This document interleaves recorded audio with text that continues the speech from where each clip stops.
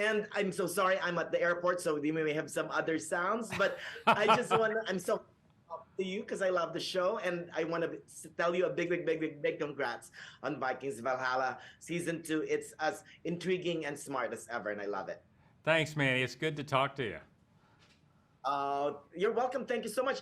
Take us from the very beginning, though, Mr. Jeb. What got you interested in creating this world of Vikings Valhalla? I just think the Viking world is overall is a very fun world to write into. It's an egalitarian world, where what you do in life, gives you the opportunities. You have opportunities to do almost anything that you want to do. It rewarded boldness. It rewarded courage. It rewarded all the things that we like to be rewarded. And it was also a time when women could, own property, divorce their husbands, rule kingdoms, and you don't have to make that up. There's plenty of evidence of all of this taking place. So it's from a writing standpoint, that's great. That's great, fodder to play in. And also from an action writer standpoint, and I'm an action writer, these guys did a lot of incredibly cool things. So in creating that world, how were you able to make sure that that's your edict Yeah. of showing this is there on the screen? How are you able to do that, Mr. Jab? Well, but that's part of my job as the showrunner, is to make sure that the edict gets, that the scripts, that the stories, that the ideas, the themes, all the time that we put into it gets up on the screen.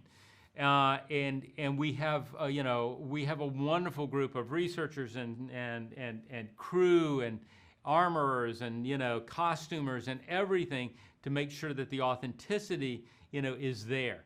It's very important for us to we may not be completely authentic in terms of certain things because we don't know. We don't know what it was like 1,000 years ago for certain aspects of it. The Vikings didn't leave a written history of their world. I mean, the sagas that were written about these people were written 200, 300 years after the fact. And they were written by Christians, and they're celebrating in many times a pagan world that they, that lived at that time. So what they do give us, and what we know from their enemies and the people that they conquered and that sort of thing, that's where the written history of the Vikings came from. So we do have a lot of facts that we can work with, but we just have to tie all these stories together. So it's a fun place to work. Yeah, Mr. Jeb, here's my question. Why do you think people love this world? I mean, you created this Valhalla Vikings, now we're in season 2. What is the attraction for them, you think? I think a lot of it is this thing we were talking about in terms of opportunity, in terms of that boldness is rewarded, that what you do is rewarded. I think that's something that we all wish we lived in a world where our work at work, our actions at work were rewarded in the same way. That's as at least maybe you work in a better place than I do, but sometimes that's not the case. Sometimes you can just work your tail off and not be, not have that. In the Viking world, you live in an area, or you living at a time, it was a tough time, but you could actually see those accomplishments. They translated into real advancement. So that's fun. I also think that it's an interesting time. Every time in history is interesting if you dig enough into it. But it's a time where there are challenges. There's religious challenges. There are times, in terms of country versus country.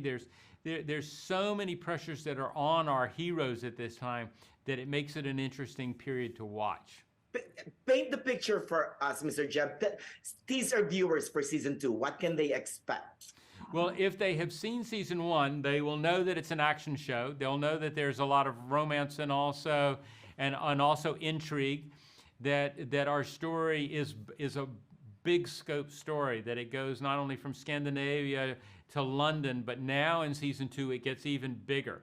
It expands all the way. Historically, we know that one of our leads, Harold Sigurdsson, is thrown out of Norway. All of our leads are thrown out of Norway and Scandinavia. They become fugitives.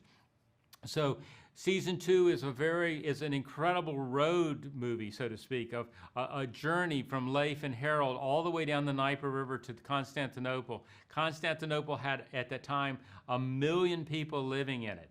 I mean, and to put that in perspective, you know, in Scandinavia there was no city in Scandinavia that had probably more than 10,000 people. So imagine taking a Viking into this world. I think what they'll see is incredible cultures that they haven't been experiencing before.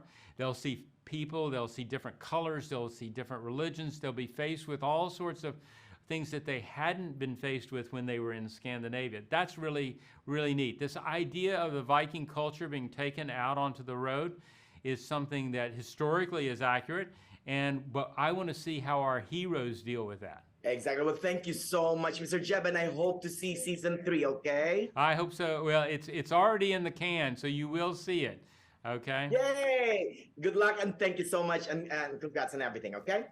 Thank you, Manny.